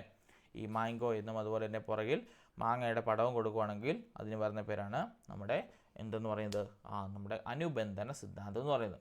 പിന്നെ ശ്രമപരാജയ സിദ്ധാന്തം എന്താണെന്ന് അറിയില്ലേ, നമ്മുടെ ട്രയൽ ആൻഡ് എറർ മെത്തേഡ്, തോണ്ടേക്കിൻ്റെ പ്രവർത്തനാനുബന്ധ സിദ്ധാന്തം ഒപ്പേരൻ കണ്ടീഷനിങ് ആണെങ്കിൽ പാവ്ലോവിൻ്റെ സമഗ്രതാ സിദ്ധാന്തം, കൊക്കോമ, കോഹ്ലർ, കോഫ്ക, മാക്സ് വെർത്തീമറുടെ അനുബന്ധന സിദ്ധാന്തം നമ്മുടെ കൂടുതലായിട്ടും പറയുന്ന സ്കിന്നറെ കേട്ടോ. അനുബന്ധന സിദ്ധാന്തം കൂടുതലായിട്ട് നമ്മൾ എടുത്തു പറയുന്നത് സ്കിന്നറെയാണ് കേട്ടോ.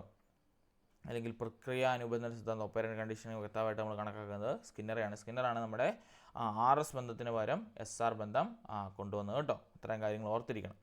പിന്നെ അദ്ദേഹത്തിൻ്റെ പരീക്ഷണങ്ങൾ അറിയാലോ. എന്താണ്, ഒരു പ്രാവിനെ എടുത്തുകൊണ്ടാണ് പരീക്ഷണം നടത്തിയത്. പിന്നെ എന്താണ് അദ്ദേഹത്തിൻ്റെ മറ്റ് മെയിൻ കോൺസെപ്റ്റുകളാണ് പ്രബലനങ്ങൾ, റീഇൻഫോഴ്സ്മെൻ്റ് എന്ന് പറയും, അത് ധനപ്രബലനം കാണാം, ഋണപ്രബലനം കാണാം, പിന്നെ കൂട്ടത്തിൽ സമ്മാനവും ശിക്ഷയും കാണാം കേട്ടോ. ഇങ്ങനെയുള്ള കാര്യങ്ങളൊക്കെ ഓർത്തിരിക്കണം, മറന്നു പോകരുത്. അടുത്തത് വൈകാരിക മാനം എന്ന ആശയം അവതരിപ്പിച്ചത് ആരാണ്? അതായത് ഇമോഷണൽ കോൺസ്റ്റന്റ് എന്ന് പറഞ്ഞ ആശയം അവതരിപ്പിച്ചത് ആരാണ്? ഡാനിയൽ ഗോൾഡ്മാൻ ആണോ, ഹൊവാർഡ് ഗാർഡർ ആണോ, വില്യം സ്റ്റെയിൻ ആണോ, ആൽഫ്രഡ് ബീനെ ആണോ?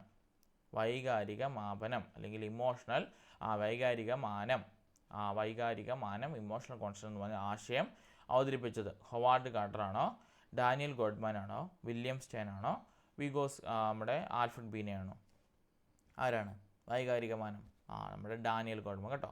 വൈകാരിക മാനം എന്ന് പറഞ്ഞ ആശയം അവതരിപ്പിച്ചത് ഡാനിയൽ ഗോൾഡ്മാൻ. ഹൊവാർഡ് ഗാർഡർ ആണെങ്കിൽ എന്താണ്? നമ്മുടെ MI ആണ് കേട്ടോ, മൾട്ടിപ്പിൾ ഇൻ്റലിജൻസ് അല്ലെങ്കിൽ ബഹുമുഖ ബുദ്ധിയാണ് ഹൊവാർഡ് ഗാർഡർ കണ്ടുപിടിച്ചത്. പിന്നെ വില്യം സ്റ്റെയിൻ എന്താ കണ്ടുപിടിച്ചത്? വില്യം സ്റ്റെയിൻ ഓർമ്മയുണ്ടോ വില്യം സ്റ്റെയിനിൻ്റെ കാര്യം?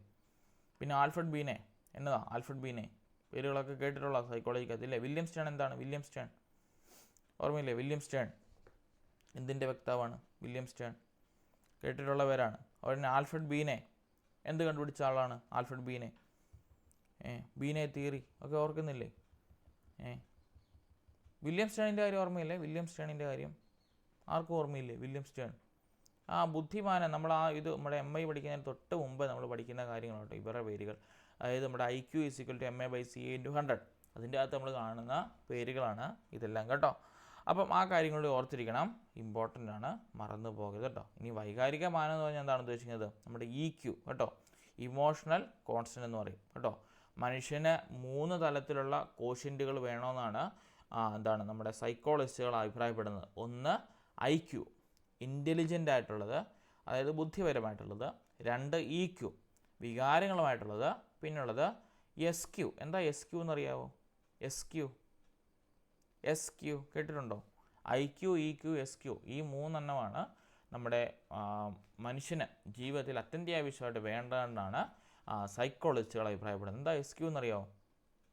ബുദ്ധിപരീക്ഷ പിതാവാണ് ആൽബർട്ട് ബീനെ, ശരിയാണ് പറയുന്നത് കേട്ടോ. ഏത് ഒരു IQ = MA/CA/100ൻ്റെ തൊട്ട് മേളിൽ കിടക്കുന്ന പേരുകളാണ് അതെല്ലാം കേട്ടോ. ഞാൻ ചോദിച്ചതല്ല. നമ്മുടെ മനുഷ്യന് മിക്ക പേരും ആൾക്കാരും പ്രസംഗങ്ങൾ പറയുമ്പോൾ ഈ പറഞ്ഞ കുറച്ചൊക്കെ ബോധമുള്ള ആൾക്കാർ പ്രസംഗം പറയുമ്പോൾ അവരുപയോഗിക്കുന്ന ടേംസുകൾ ഈ പറഞ്ഞ IQ, EQ, SQ. IQ എന്ന് വെച്ചാൽ നമ്മൾ പഠിച്ച ഇമോഷണൽ ഇൻ്റലിജൻസ്, അത് നമ്മുടെ തലയുമായിട്ട് ബന്ധപ്പെട്ടാണ് IQ. പിന്നെ ഉള്ളതാണ് EQ ഇമോഷണൽ ഇൻ്റലിജൻസ്, നമ്മുടെ വികാരങ്ങളെ നിയന്ത്രിക്കുക, വികാരങ്ങളുമായിട്ട് പൊരുത്തപ്പെടുക, വികാരങ്ങളെ നമ്മുടെ എന്താണ് ഓരോരോ കാര്യങ്ങളിലേക്ക് നമ്മൾ കൊണ്ടുവരിക. ഇപ്പം വിഷമം വന്നാൽ നമ്മളത് സഹിച്ചു നിൽക്കുക, സന്തോഷം വന്നാൽ പ്രകടിപ്പിക്കുക, ദുഃഖം വന്നാൽ അതിലേക്ക് ഒരുപാടങ്ങ് വീണു പോകാതെ ആവശ്യത്തിന് മാത്രം നമ്മൾ കാണുക. അതൊക്കെ നമ്മുടെ EQ എന്ന് പറയുന്നത്. പിന്നുള്ളതാണ് SQ, അതായത് സ്പിരിച്വൽ കോൺസ്റ്റന്റ് എന്ന് പറയും കേട്ടോ. നമ്മൾ കേൾക്കാത്തൊരു വാക്കാണ്, പക്ഷേ അതും കൂടി മനുഷ്യ ജീവിതത്തിൽ ആവശ്യമാണ്. അതായത് കുറച്ചൊക്കെ പ്രാർത്ഥന, കുറച്ചൊക്കെ ദൈവഭയം, കുറച്ചൊക്കെ വിശ്വാസം ഉണ്ടാവുന്നതിനാണ് SQ എന്ന് പറയുന്നത്. അതായത് നമുക്ക് ഈ ജീവിതം കഴിഞ്ഞാലും മറ്റൊരു ജീവിതം കൂടി മരണശേഷമുണ്ട് എന്നൊരു കാഴ്ചപ്പാടിലേക്ക് ജീവിക്കുക. അതിനാണ് SQ എന്ന് പറയുന്നത് കേട്ടോ. സോഷ്യൽ അല്ല കേട്ടോ, സ്പിരിച്വലാണ് SQ എന്ന് പറയുന്നത് കേട്ടോ. SQ എന്ന് വെച്ചാൽ സ്പിരിച്വൽ ഇൻ്റലിജൻസ് എന്നാണ് പറയുന്നത്. അത് നമ്മൾ കാണപ്പെടാത്ത ഒരു വസ്തുവാണ്. അതിലേക്ക് നമ്മൾ എന്താണ് വിശ്വാസം നമ്മൾ വെച്ചുകൊണ്ട് ജീവിക്കണമെന്നാണ് പറയുന്നത്. കാരണം ഈ ലോക ജീവിതത്തിന് ശേഷം നമ്മൾ മരിച്ചു കഴിഞ്ഞിട്ട് നമുക്കുള്ള ജീവിതത്തിലേക്ക് നമ്മൾ ആലോചിച്ച് ജീവിക്കുന്ന പറയുന്ന പേരാണ് SQ സ്പിരിച്വൽ ഇൻ്റലിജൻസ് കേട്ടോ. ആ കാര്യങ്ങളുടെ ഇമ്പോർട്ടൻ്റ് ആണ്. അതത്ര കയറി വന്നില്ല, അതുകൊണ്ടാണ് അത് അറിയപ്പെടാതെ പോയത് കേട്ടോ. ഈ 3 കാര്യങ്ങൾ നമ്മുടെ കാര്യം നമ്മൾ പറയത്തില്ല ആത്മീയ ബുദ്ധി, അത് ഇറ്റ്സ് ടൈപ്പ് ഓഫ് SQ കേട്ടോ. ആത്മീയപരമായിട്ടുള്ള ബുദ്ധിക്കകത്ത് ഈ പറഞ്ഞ SQ തന്നെയാണ് ഉദ്ദേശിക്കുന്നത് കേട്ടോ. ഇനിയും കുട്ടികളിൽ ഭാഷയും ചിന്തയും ഒരുമിച്ചല്ല വികസിക്കുന്നത്, 2 വ്യത്യസ്തമായ വികാസ ഘട്ടങ്ങളിലൂടെ നടക്കുന്നത്. ഭാഷാ വികാസം സംബന്ധിച്ച ഈ കാഴ്ചപ്പാട് ആരുടേതാണ്? നമുക്കറിയാലോ, സ്കിന്നറുണ്ട്, പിയാഷെ ഉണ്ട്, വിഗോസ്കി ഉണ്ട്, അതുപോലെ തന്നെ നോം ചോംസ്കി ഉണ്ട്. അപ്പോൾ ഓർത്തിരിക്കണം എന്താണ് വിഗോസ്കിയാണ് പറഞ്ഞത് കുട്ടികളിൽ ഭാഷയും ചിന്തയും ഒരുമിച്ചല്ല വികസിക്കുന്നത്, 2 വ്യത്യസ്തമായിട്ടുള്ള രീതിയിലൂടെയാണ് കടന്നു പോകുന്നത്. കാരണം 2-ാം വയസ്സിലാണ് ഇതിൻ്റെ കൂട്ടിച്ചേരൽ നടക്കുന്നത് അല്ലേ? ചിന്താരഹിത ശബ്ദവും ഭാഷാരഹിത ചിന്തയും നമ്മൾ കൂട്ടിച്ചേരൽ നടക്കുന്നത് എവിടെയാണ്? ഈ പറഞ്ഞ 2-ാമത്തെ വയസ്സിലാണ്. അതിന് മുമ്പ് കുട്ടികൾ ചിന്തിക്കാതെ ഭാഷ ഉണ്ടാക്കുന്നു, മറ്റേടത്ത് എന്താണ് ഭാഷ ഉണ്ടാക്കുന്നു, പക്ഷേ അവിടെ ചിന്തിക്കുന്നില്ല. അപ്പം ഇത് രണ്ടും കൂടി കൂടിച്ചേരുന്ന എവിടെയാണ്? 2-ാമത്തെ വയസ്സിലാണെന്നാണ് അദ്ദേഹം പറഞ്ഞത്. അതുകൊണ്ടാണ് പറയുന്നുണ്ടോ കുട്ടികളിൽ ചിന്തയും ഭാഷയും ഒരുമിച്ചല്ല വികസിക്കുന്നത്, 2 വ്യത്യസ്തമായ വികാസഘട്ടത്തിലൂടെ കടന്നു പോകുന്നതെന്നാണ് പറഞ്ഞത്. ഈ ഭാഷാവികാസം സംബന്ധിച്ച കാഴ്ചപ്പാട് വിഗോസ്കിയുടെ ആണ്, ഓർത്തിരിക്കണം കേട്ടോ. ഇനി സ്കിന്നർ എന്താണ് പറയുന്നത്? ചോദക പ്രതികരണ ബന്ധത്തിലൂടെയാണ് കുട്ടികൾ പഠിക്കുന്നത്. അതുപോലെ സമ്മാനം ശിക്ഷയും ഒക്കെ അതിലേക്ക് ഇടപെടാം. പിയാഷെ ആണെങ്കിൽ ചിന്തയാണ് ഭാഷയെ നയിക്കുന്നതെന്ന് പറഞ്ഞു. പിയാഷെ. നോം ചോംസ്കി പറഞ്ഞത് എന്താണ്? യൂണിവേഴ്സൽ ഗ്രാമർ തിയറി, അല്ലെങ്കിൽ സർവഭാഷാ വ്യാകരണം, അല്ലെങ്കിൽ രചനാന്തര പ്രചരണ വ്യാകരണം, എന്താണ് UG കണ്ടീഷനിങ് ഒക്കെയാണ് നമ്മുടെ നോം ചോംസ്കി. ലാഡ് അല്ലെങ്കിൽ ലാംഗ്വേജ് അക്വിസിഷൻ ഡിവൈസ് ഒക്കെയാണ് നോം ചോംസ്കി പറയുന്നത്. മിക്കപ്പോഴും ഈ ഒരു ലിംഗ്വിസ്റ്റിക് ആയിട്ടുള്ള അല്ലെങ്കിൽ ഈ ഒരു എന്താ പറയുന്നത് ഭാഷാപരമായിട്ടുള്ള കാര്യങ്ങൾ ചോദിച്ചാൽ അതിൽ എപ്പോഴും ആൻസർ കൊണ്ട ഒരു വ്യക്തിയാണ് നോം ചോംസ്കി. എപ്പോഴും അതിലേക്ക് പോകാൻ ടെൻഡൻസി നമുക്ക് കാണും. എന്നാൽ പോലും ക്വസ്റ്റ്യൻ ശ്രദ്ധിച്ച് വായിക്കുക. ഇവിടെ കണ്ടോ, രണ്ടും വ്യത്യസ്തമായിട്ട് നടക്കുന്നത് നമ്മൾ ഒരിക്കലും ആര് പറഞ്ഞിട്ടില്ല? നോം ചോംസ്കി പറഞ്ഞിട്ടില്ല കേട്ടോ. ആ കാര്യം കൂടി ഓർത്തിരിക്കണം കേട്ടോ. Okay, yes. അടുത്ത ക്വസ്റ്റ്യൻ, തൻ്റെ താല്പര്യത്തിനനുസൃതമായി നിയമങ്ങൾ അനുസരിക്കുകയോ ലംഘിക്കുകയോ ചെയ്യുന്ന വ്യക്തി കോൾബ്രഗിൻ്റെ സാൻമാർഗിക വികാസ ഘട്ട സിദ്ധാന്തം അനുസരിച്ച് ഏതിലാണ് ഉൾപ്പെടുന്നത്? കണ്ടോ, അതായത് തൻ്റെ താല്പര്യത്തിനനുസരിച്ച് നിയമങ്ങൾ അനുസരിക്കുകയോ ലംഘിക്കുകയോ ചെയ്യുന്ന വ്യക്തി ആണെങ്കിൽ എന്തിനകത്ത് വരും? നമ്മുടെ പ്രായോഗികമായ ആക്ഷേപതത്വം അല്ലെങ്കിൽ ഇൻസ്ട്രുമെൻ്റൽ റിയലിസ്റ്റിക് ഓറിയൻറ്റേഷനകത്താണ് വരുന്നത്. അതായത് നമ്മുടെ ലോറൻസ് കോൾബ്രഗ് തൻ്റെ ഹെയ്റ്റ്സ് ഡിലമ എന്ന് പറഞ്ഞ മോറൽ സ്റ്റോറിയിലൂടെയാണ് ഈ കാര്യങ്ങൾ നമുക്ക് പറഞ്ഞു വെക്കുന്നത്. അപ്പോൾ അദ്ദേഹം പറഞ്ഞതാണ്, ഓരോ കൊച്ചിനും അതിൻ്റേതായിട്ടുള്ളൊരു പ്രായത്തിൽ അല്ലെങ്കിൽ ഓരോ വ്യക്തിയും അതിൻ്റേതായിട്ടുള്ള പ്രായത്തിൽ കുറച്ച് സോഷ്യൽ അല്ലെങ്കിൽ മോറൽ സ്കിൽസ് കൊണ്ട് നടക്കുന്നുണ്ട്.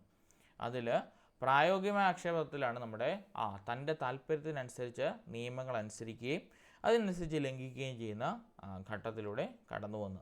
പറഞ്ഞ 6 കാര്യങ്ങളും ഓർത്തിരിക്കണം, വളരെ ഇമ്പോർട്ടൻ്റ് ആണ്. മൈൻഡ് കൺഫ്യൂസിങ് അല്ലെങ്കിൽ അങ്ങോട്ടും ഇങ്ങോട്ടും എല്ലാം നമുക്ക് ഒരുപോലെ തോന്നുകയും ചെയ്യും കേട്ടോ. അപ്പോൾ അത് ശരിയായിട്ടുള്ള രീതിയിൽ വായിച്ച് പഠിക്കണം. അതിൻ്റെ ഒരു കോഡുകളൊക്കെ ക്ലാസ്സിൽ പറഞ്ഞിട്ടുണ്ട്, അത് വെച്ച് പഠിക്കണം.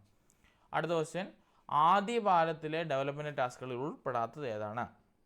നമുക്കറിയാം ആദ്യബാലത്തിൽ, അന്ത്യബാലം, അതുപോലെ തന്നെ നമ്മുടെ മധ്യബാലം എന്നൊക്കെ പറഞ്ഞുള്ള ബാലഘട്ടങ്ങൾ അല്ലെങ്കിൽ നമ്മുടെ എന്താണ് പറയുന്നത് ഓരോരോരോ ബീജാരണഘട്ടം, ഭ്രൂണഘട്ടം, ഗർഭഘട്ടം, അതുപോലെ തന്നെ ശൈശവം, ബാല്യം, ആദ്യബാല്യം, അന്ത്യബാലം, അതുപോലെ തന്നെ കൗമാരം, യൗവനം, വാർദ്ധക്യം. ഇങ്ങനെയാണ് നമ്മുടെ നമ്മുടെ വികാസഘട്ടങ്ങൾ കടന്നു പോകുന്നത്. അതിൻ്റെ ഡെവലപ്മെൻറ്റ് ടാസ്കിൽ പെടാത്തത് നമുക്കറിയാലോ, നടക്കാൻ പഠിക്കുക എന്നുള്ളതുണ്ട്, അതുപോലെ തന്നെ ലിംഗവ്യത്യാസങ്ങൾ മനസ്സിലാക്കുക എന്നുള്ളതുണ്ട്, പിന്നെ സാമൂഹ്യ അംഗങ്ങളുള്ള പെരുമാറ്റ രീതികൾ പ്രദർശിപ്പിക്കുക എന്നുകൊണ്ട് വിസർജന പ്രക്രിയകൾ നിയന്ത്രിക്കുക. അതൊരിക്കലും ആദ്യബാല ഘട്ടത്തിൽ വരുന്നതല്ല കേട്ടോ, ഉൾപ്പെടാത്തതാണ്. ആദ്യകാല ഏർലി ചൈൽഡ്ഹുഡിൽ പെടുന്നതല്ല ഈ പറഞ്ഞ നമ്മുടെ വിസർജന ഘട്ടത്തെ നിയന്ത്രിക്കുക എന്നുള്ളത് കേട്ടോ. അടുത്ത ക്രിയാഗവേഷണത്തിന് ഉപജ്ഞാതാവ് ആരാണ്? നമുക്കറിയാം, എല്ലാവരും നമ്മൾ എപ്പോഴും കേൾക്കുന്ന ഒരു വാക്ക് അല്ലേ, സ്റ്റീഫൻ കോറിയാണ് ക്രിയാഗവേഷണത്തിന് ഉപജ്ഞാതാവ്.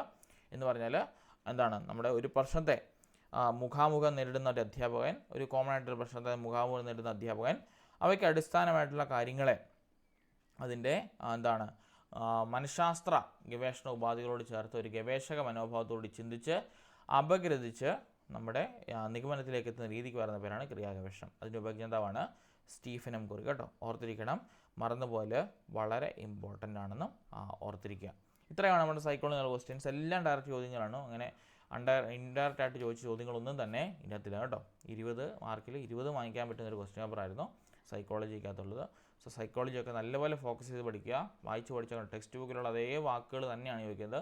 ടെക്സ്റ്റ് ബുക്ക് ക്ലാസ്സുകൾ അതേപടി കണ്ടാൽ നമുക്ക് 20 വാങ്ങിക്കാൻ പറ്റുന്ന ഒരു സബ്ജക്റ്റാണ് സൈക്കോളജി. 20 പ്രതീക്ഷയിൽ ഒരു 18 കിട്ടും കേട്ടോ, ഉറപ്പായിട്ടും കിട്ടും. 2 മാർക്ക് ഇനിയും പുറത്തുനിന്ന് വന്നാൽ പോലും ഈ 18 മാർക്ക് നമ്മൾ പക്കായിട്ട് പഠിച്ചിട്ട് നമുക്ക് കിട്ടുന്ന ഒരു ഇതാണ് സൈക്കോളജി എന്ന് പറയുന്നത് കേട്ടോ. അപ്പോൾ പഠിക്കണം, വിട്ട് കളയരുത്. ഒരുപാട് മാർക്കുകൾ നമുക്ക് നേടിത്തരുന്ന ഒരു സബ്ജക്റ്റാണ് സൈക്കോളജി പോലുള്ള വിഷയങ്ങൾ. അതിലേക്ക് നമ്മൾ കൂടുതൽ ശ്രദ്ധ കൊടുക്കുക, പഠിക്കുക കേട്ടോ. ബാക്കി നമുക്ക് മാത്സ് ഉണ്ട്, മാത്സ് നമുക്ക് വൈകുന്നേരത്തെ ക്ലാസ് ഡിസ്കസ് ചെയ്യാം കേട്ടോ ഈ ഒരു ക്വസ്റ്റ്യൻ പേപ്പറിനകത്തെ. പിന്നെ സംശയങ്ങളൊക്കെ ഉണ്ടെങ്കിൽ നിങ്ങൾക്ക് അയച്ചിടാം. വൈകിട്ടത്തെ ക്ലാസ്സിൽ അത് കയറുമ്പോൾ നമ്മൾ ക്വസ്റ്റ്യൻ പേപ്പർ ഡിസ്കഷന് മുമ്പുള്ള സമയത്തോ അത് കഴിഞ്ഞിട്ടുള്ള സമയത്തോ ഒക്കെ നമുക്ക് ഡിസ്കസ് ചെയ്യാം കേട്ടോ. സമയം തീരെയില്ല. മാക്സിമം വർക്കൗട്ട് ചെയ്യുക, മാക്സിമം പഠിച്ചു തുടങ്ങുക കേട്ടോ. ഓക്കെ, അപ്പോൾ നമുക്ക് വൈകിട്ട് കാണാം. Yes, thank you.